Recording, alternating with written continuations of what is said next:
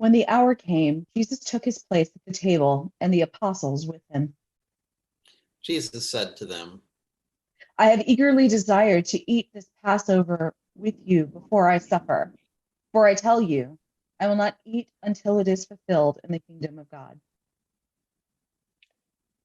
Then Jesus took a cup, and after giving thanks, he said, take this and divide it amongst yourselves. For I tell you that from now on, I will not drink from the fruit of the vine until the kingdom of God comes. Then Jesus took a loaf of bread, and when he had given thanks, he broke it and gave it to them.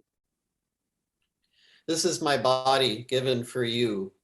Do this in remembrance of me. And Jesus did the same with the cup after supper. This cup is poured out for you it is the new covenant in my blood. But see, the one who betrays me is near, and his hand is on the table. For the Son of Man is going as it has been determined, but woe to that one by whom he is betrayed. Then they began to ask one another which one of them it could be who would do this. A dispute also arose among them as to which one of them was to be regarded as the greatest. But Jesus said to them, the kings of Gentiles lord it over them, but those in authority over them are called benefactors. But not so with you. Rather, the greatest among you must become like the youngest, and the leader like one who serves. Simon, Simon, listen. Satan has demanded to sift all of you like wheat, but I have prayed for you and that your own faith may not fail. And you, when once you have turned back, strengthen your brothers. And Peter said to Jesus, Lord, I am ready to go with you to prison and to death. I tell you, Peter, the cock will not crow this day until you have denied me 3 times that you even know me.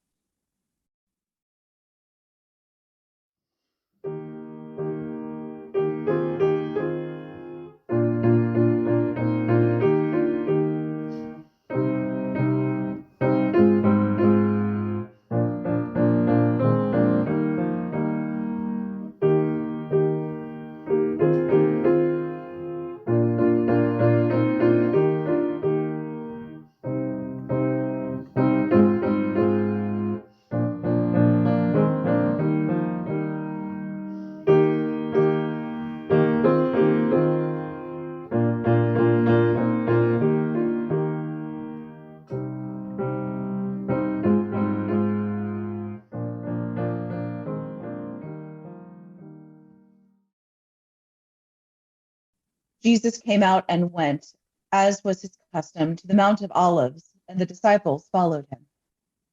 When Jesus reached that place, he said to them, Pray that you may not come into the time of trial. Then Jesus withdrew from them about a stone's throw, knelt down and prayed. Father, if you are willing, remove this cup from me, yet not my will, but yours be done. Then an angel from heaven appeared to him and gave him strength. In his anguish, Jesus prayed more earnestly, and his sweat became like great drops of blood falling down on the ground. When Jesus got up from prayer, he came to the disciples and found them sleeping because of grief, and said to them, Why are you sleeping? Get up and pray so that you may not come into the time of trial. While Jesus was still speaking, suddenly a crowd came, and the one called Judas, one of the 12, was leading them. Judas approached Jesus as to kiss him, but Jesus said to him, Judas, is it with a kiss that you are betraying the Son of Man? When those who were around him saw what was coming, they asked, Lord, should we strike with the sword? Then one of them struck the slave of the high priest and cut off his right ear. But Jesus said, No more of this. And Jesus touched his ear and healed him. Then Jesus said to the chief priests, the officers of the temple police, and the elders who had come for him, "Have you come out with swords and clubs as if I were a bandit? When I was with you day after day in the temple, you didn't lay hands on me." But this is your hour and the power of darkness.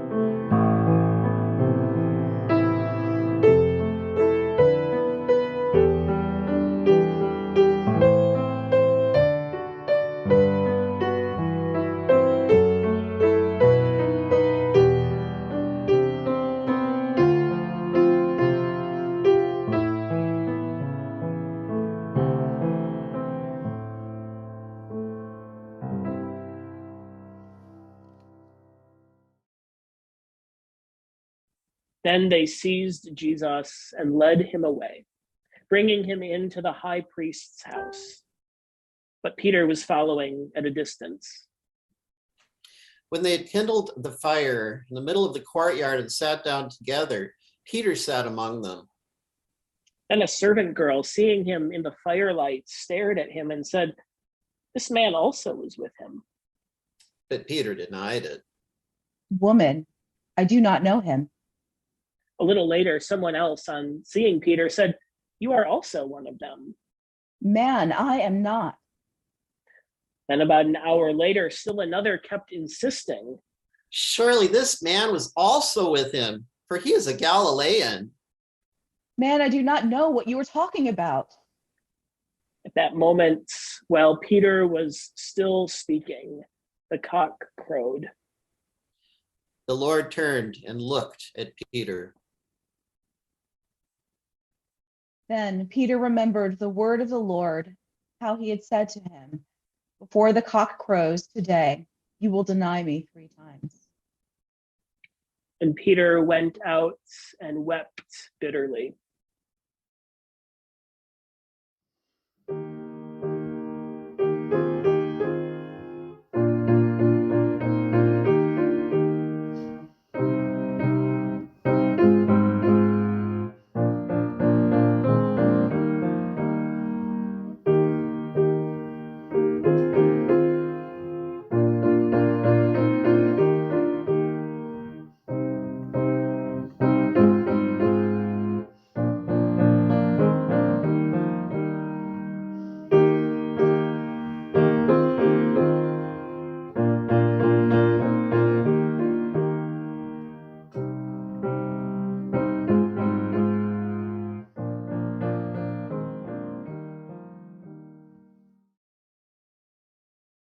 Now the men who were holding Jesus began to mock him and beat him. They also blindfolded him and kept asking him, prophesy, Prophesy. Who is it? Who is it that that struck you? They kept heaping many other insults on him. When day came, the assembly of the elders of the people, both chief priests and scribes, gathered together, and they brought Jesus to the council. They said, "If you are the Messiah, tell us." Jesus replied, If I tell you, you will not believe. And if I question you, you will not answer. "But from now on, the Son of Man will be seated at the right hand of the power of God." All of them asked, Are you then the Son of God? You say that I am. Then they said, "What further testimony do we need? We have heard for ourselves from his own lips." Then the assembly rose as a body and brought Jesus before Pilate. They began to accuse him, saying, We found this man perverting our nation, forbidding us to pay taxes to the emperor, and saying that he himself is the Messiah, a king. Then Pilate asked Jesus, "Are you the king of the Jews?" You say so. Then Pilate said to the chief priests and the crowds, I find no basis for an accusation against this man.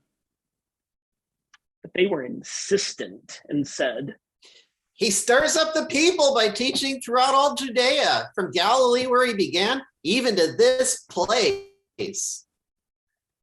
The chief priests and the scribes stood by, vehemently accusing Jesus. Even Herod with his soldiers treated Jesus with contempt and mocked him. Then Herod put an elegant robe on Jesus and sent him back to Pilate.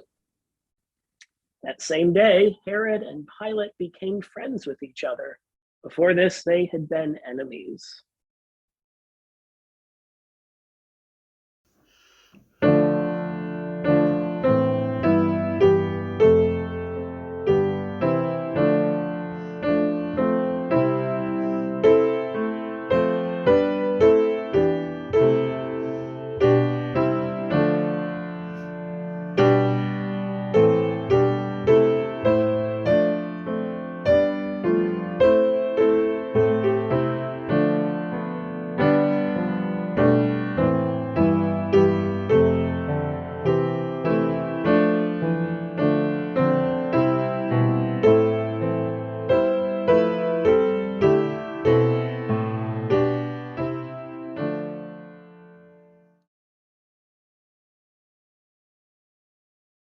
Pilate then called together the chief priests, the leaders, and the people, and said to them, You brought me this man as one who was perverting the people.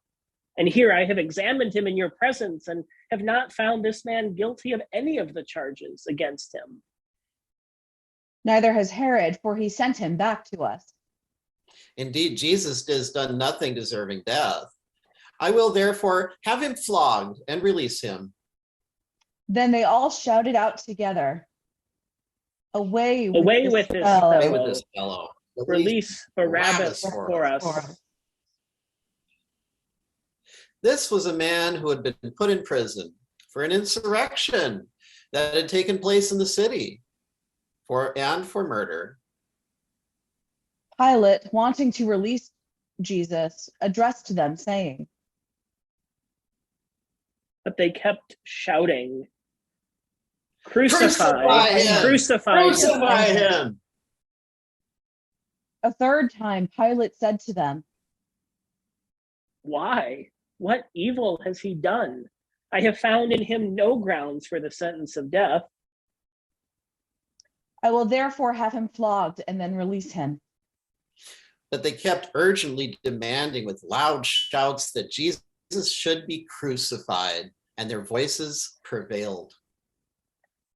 So Pilate gave his verdict that their demand should be granted.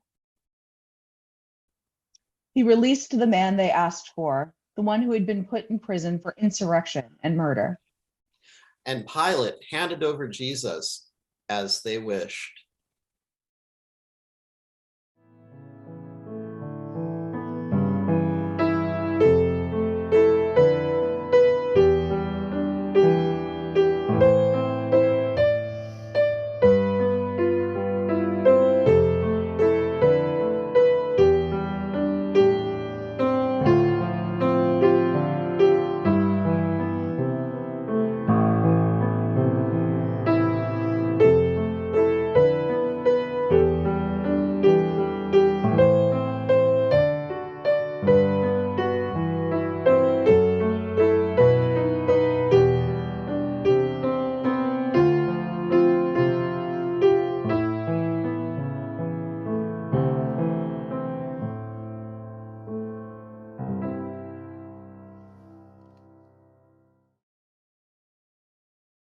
As they led Jesus away, they seized a man, Simon of Cyrene, who was coming from the country, and they laid the cross on Simon And made him carry it behind Jesus.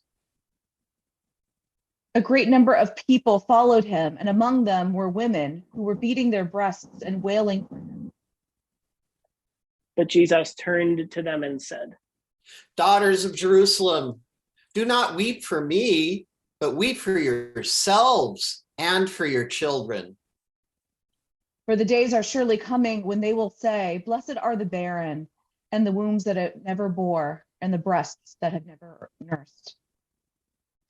Then they will begin to say to the mountains, fall on us, and to the hills, cover us.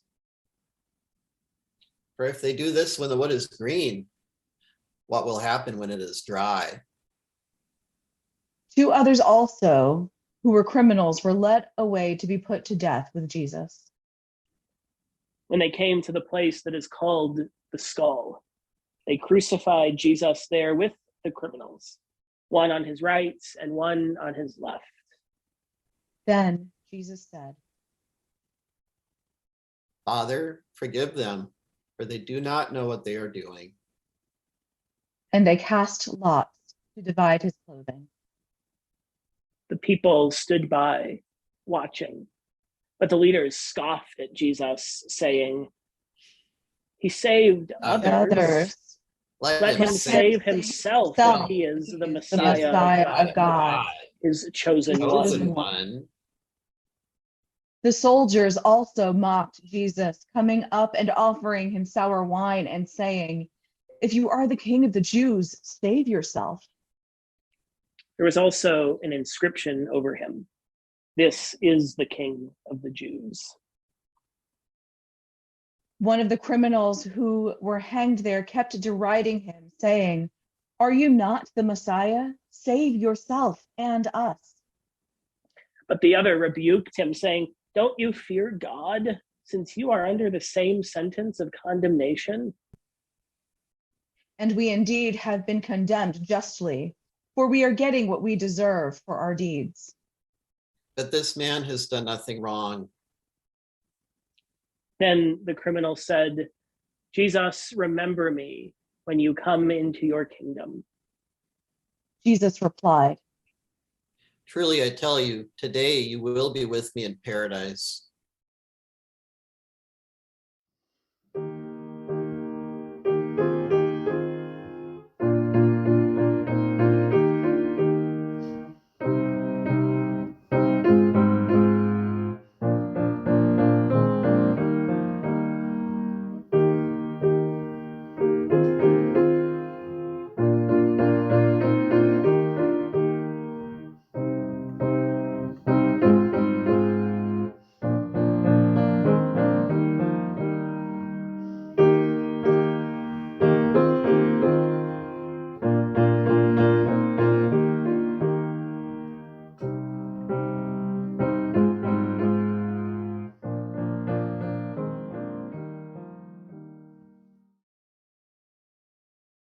It was now about noon, and darkness came over the whole land until about 3 p.m, while the sun's light failed. and the curtain of the temple was torn in 2. Then Jesus, crying out with a loud voice, said, Father, into your hands I commend my spirit. Having said this, he breathed his last.